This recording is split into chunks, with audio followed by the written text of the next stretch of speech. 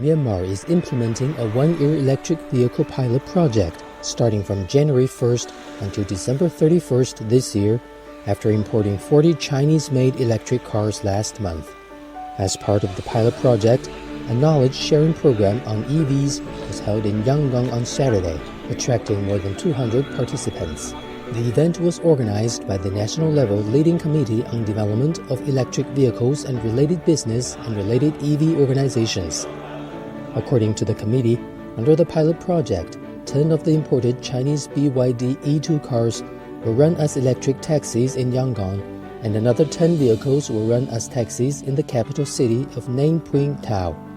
To encourage its EV sector, Myanmar in June last year established the committee, which is working on importing EVs, manufacturing EVs in the country, and building charging stations to grow the EV sector. The Southeast Asian country then granted zero-tariff treatment on imported electric cars effective from November 2nd last year until March 31st this year.